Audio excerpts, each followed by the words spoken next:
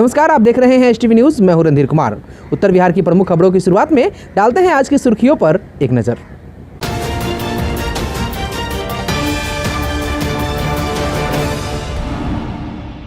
पूर्वी चंपारण जिलाधिकारी शीर्षद कपिल अशोक की अध्यक्षता में एफपीओ की बैठक हुई संपन्न। केसरिया प्रखंड क्षेत्र में बाढ़ ने मचाया तबाही, कई गांव बाढ़ के पानी में डूबे।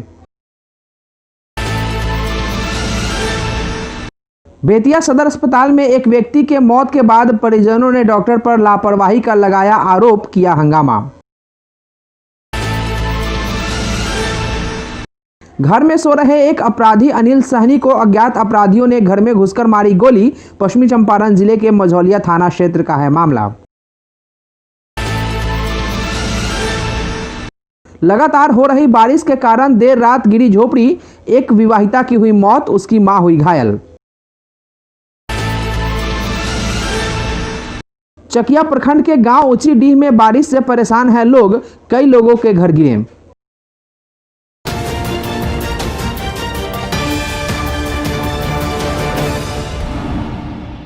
पूर्वी चंपारण जिलाधिकारी शीर्षद कपिल अशोक की अध्यक्षता में आज एफपीओ की बैठक संपन्न हुई। गौरतलब है कि जिले में कुल 14 एफपीओ हैं और एफपीओ लॉकुस agro producer company Sangrampur cattle feed के गुणवत्तापूर्ण उत्पादन पर जिलाधिकारी ने खुशी जाहिर की। यह कंपनी संग्रामपुर में कार्यरत है तथा पूरे जिले में पशु आहार की उपलब्धता पशुपालकों के लिए कर रही है। इससे आत्मनिर्भर भारत का सपना साकार हो रहा है। इसके अलावा अन्य एफपीओ भी सराहनीय कार्य कर रहे हैं, जिसमें पिपरा कोठी में गुड़ प्रोसेसिंग यूनिट जो चंपारण ब्रांड के नाम से जिला एवं बाहर में गुणवत्तापूर्ण गुड़ की उपलब्धता करा रही है। वहीं नव ऊर्जा एग्रो प्रोड्यूसर कंपनी हरसिद्धि में कार्य कर रही है।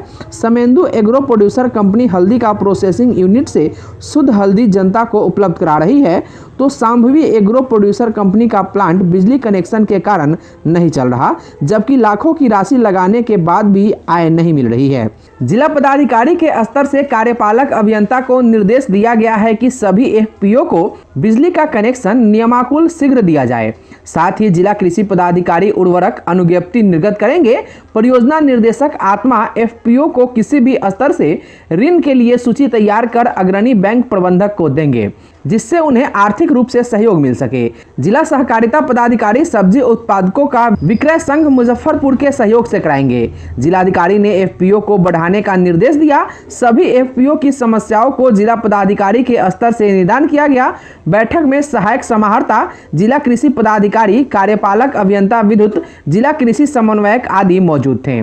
पूर्वी चंपारण जिला अंतर्गत अरेराज के मलाही थाना क्षेत्र के दरगाह टोला में कोरोना पॉजिटिव मरीज मिलने के बाद कंटेनमेंट जोन घोषित कर सील किया गया तथा मेडिकल टीम के द्वारा सील किए गए सभी घरों के 40 सदस्यों की जांच के लिए सैंपल लिया गया।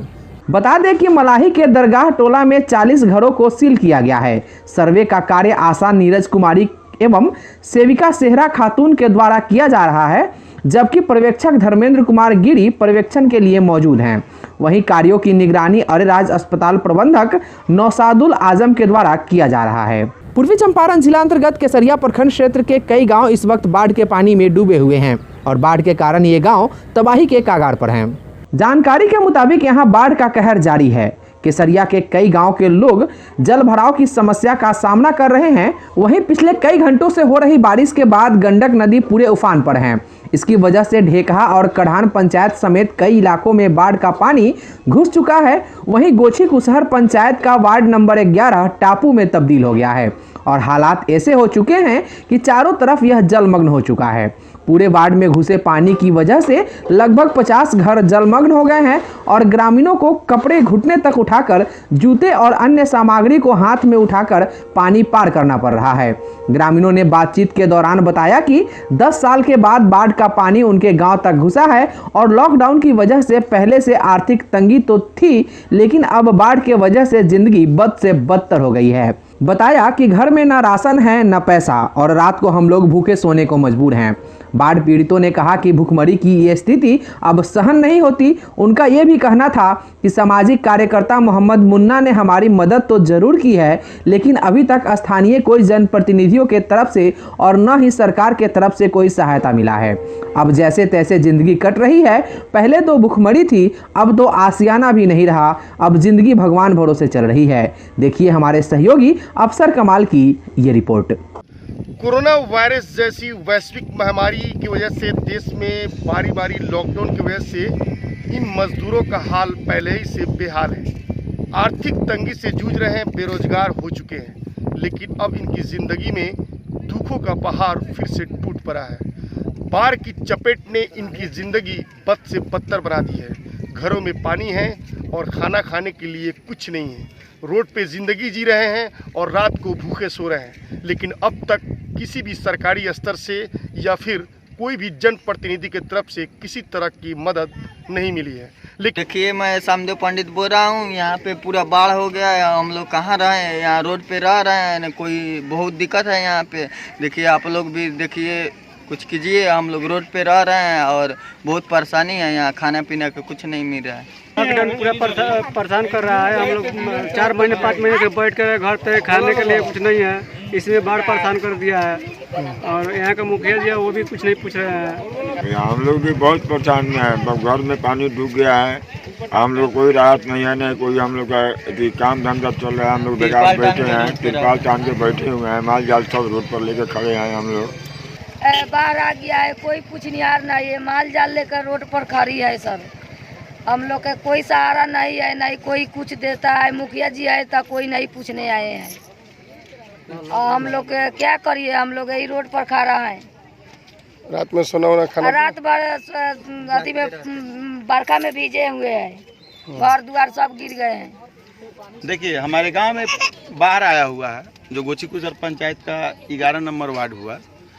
कोई मुखिया, हम लोगों के मुखिया भी वीरेंद्र राय हैं, वो पूछने अभी तक नहीं आए, या छोटा से लेकर बड़ा तक कोई भी नेता अभी तक यहाँ जायजा लेने नहीं आए कि हमारे गांव के मतलब आदमी लोग जिंदे हैं या क्या है, घर में है लोग कि बाहर हैं, कैसे खाना खा रहे हैं कि नहीं खा रहे हैं, भूख मर रहे हैं कि क्या है, कोई जायजा लेने नहीं आए।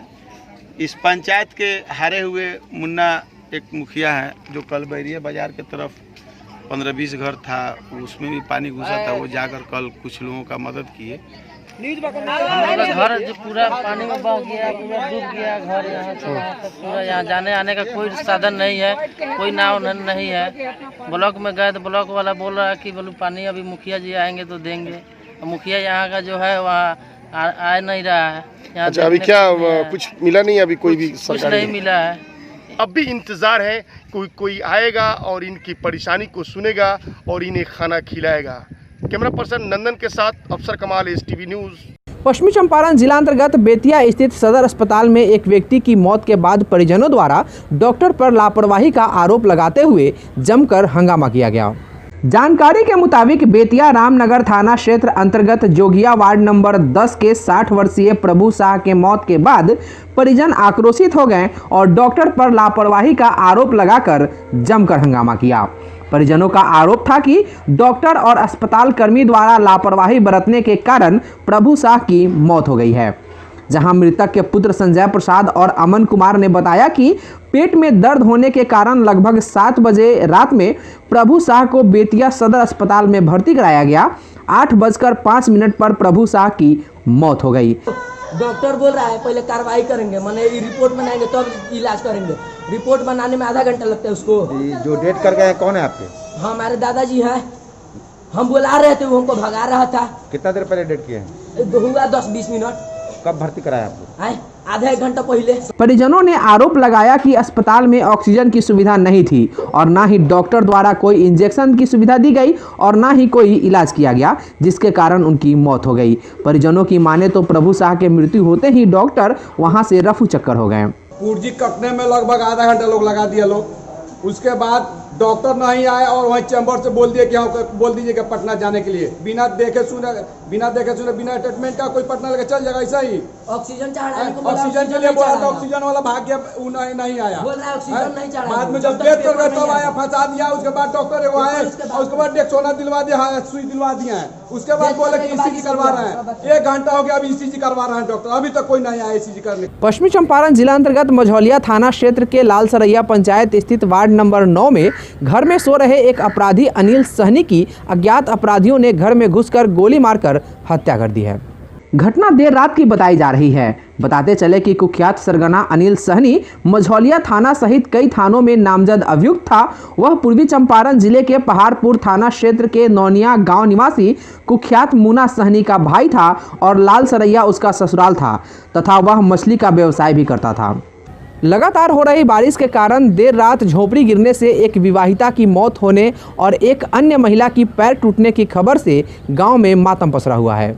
मामला नरकटियागंज के शिकारपुर थाना क्षेत्र अंतर्गत राजपुर मठिया वार्ड नंबर 14 की है, जहां देर रात्रि करीब 12 बजे मूसलाधार बारिश के कारण जल जमाव होने से एक झोपड़ी गिर गई, जिसमें सोए हुए एक विवाहिता की मौत हो गई। वहीं उसकी वृद्ध मां का दाहिना पैर टूट गया। मृतका की पहचान स्वर्गीय बाबू साहेब मिश्र की पुत्री अंतिमा कुमारी एवं घायल उनकी पत्नी जानकी कुंवर के रूप में की गई। मृतका की शादी करीब 3 साल पहले सनिचरी थाना क्षेत्र के मिसरौली निवासी अनिल मिश्र से हुई थी, जिनकी 2 साल की एक बेटी भी है। घटना की सूचना मिलते ही उनके ससुराल वाले आकर शव को अंतिम संस्कार के लिए ले गए। उधर घटना की सूचना स्थानीय चौकीदार द्वारा शिकारपुर थाने में दी गई, लेकिन मृतक के परिजन एवं ससुराल वालों ने कानूनी प्रक्रिया में जाने से साफ मना कर दिया। बता दें कि स्वर्गीय बाबू साहेब मिश्र का एक पुत्र भी है, जिनकी पारिवारिक स्थिति बहुत ही कमजोर है और वे गरीबी रेखा के नीचे जीवन यापन करते हैं तथा मजदूरी कर अपने परिवार का भरण पोषण करते हैं। स्थानीय मुखिया को फोन कर सूचित किया गया।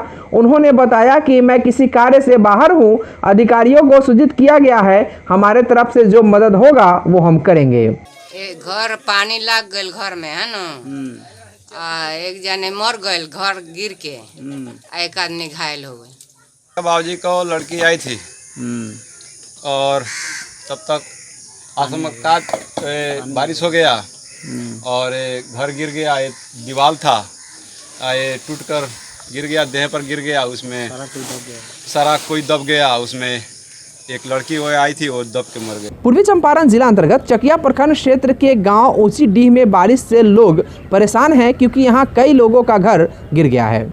जानकारी के मुताबिक गांव ऊंची डीह में किसान विनय ठाकुर और पप्पू ठाकुर का घर पानी में गिरा हुआ है। जानकारी के मुताबिक पिछले कई घंटे से हो रही बरसात के पानी से वहां की स्थिति अस्त व्यस्त हो गई है। जब एसटीवी न्यूज की टीम ऊंची डीह गांव पहुंची तो गृह स्वामिनी ने खाना पकाते हुए पानी में खड़े होकर अपनी पूरी समस्या बताई। गृहिणी पानी की कहर से चौकी पर गैस सिलेंडर और चूल्हे को रखकर अपने जीवन यापन के लिए और अपने परिवार के लिए भोजन पका रही थी। इस दौरान गेहूं का कोठी भी पानी में डूबा हुआ दिखा। कपड़े और अन्य घरेलू सामग्री चौकी पर रखा हुआ दिखाई दिया। वहीं उनके पति विनय ठाकुर ने बारिश के पानी से तबाही को लेकर अपनी समस्या एसटीवी न्यूज से बताई, जिसकी सूचना स्थानीय जनप्रतिनिधि, मुखिया, सरपंच को भी दिया गया।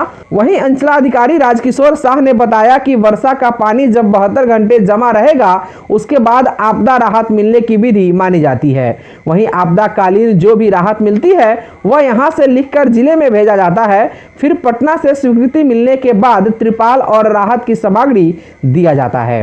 अगली खबर बेतिया से आ रही है। राष्ट्रीय स्वास्थ्य मिशन के तहत कार्यरत संविदा कर्मी अपने मांगों के समर्थन में 20 जुलाई से आंदोलन करेंगे। जानकारी के मुताबिक 20 को वे लोग सांकेतिक हड़ताल, जबकि 21 जुलाई से अनिश्चितकालीन हड़ताल पे चले जाएंगे।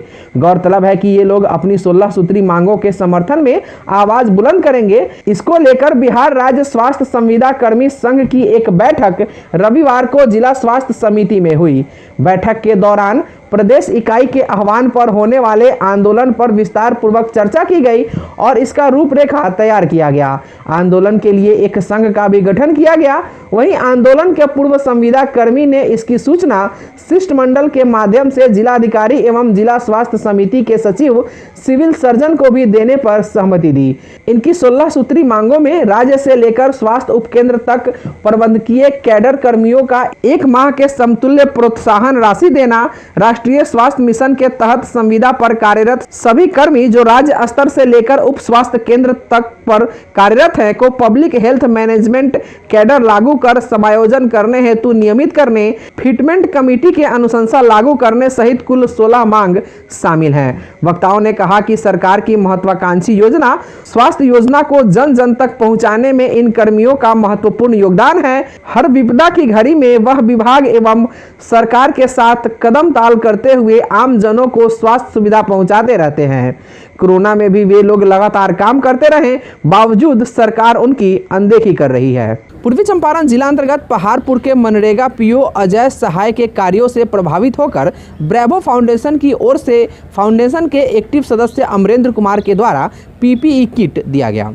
बता दें कि पहाड़पुर में मनरेगा से नहर की साफ सफाई, लाखों फीट सोलिंग, बाजार शेड, बुद्ध विहार पार्क, जल संरक्षण के लिए सोख्ता सहित अन्य सामाजिक हित के कार्य करवा रहे हैं, जिसको लेकर ड्रोन कैमरे से नजर रखी जा रही है। मनरेगा पीओ अजय सहाय के कुशल नेतृत्व में हजारों मजदूरों को अभी मनरेगा में काम मिल रहा है।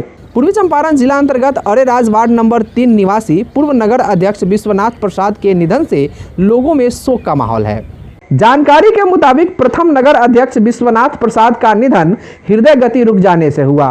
उनके निधन की सूचना पाकर पूर्व विधायक व भाजपा नेता राजन तिवारी, नगर अध्यक्ष धर्मेंद्र दुबे उर्फ मंटू दुबे आदि लोग पहुंचकर शोक प्रकट किए और शोकाकुल परिवार को सांत्वना दी।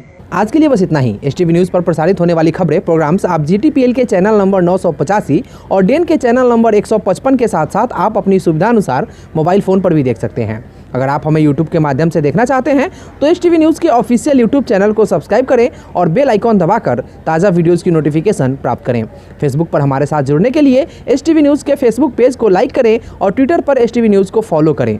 तमाम लेटेस्ट अपडेट के लिए देखते रहिए उत्तर बिहार का सबसे तेज़ी से उभरता न्यूज़ चैनल एसटीवी न्यूज़, सच की आवाज़। नमस्कार।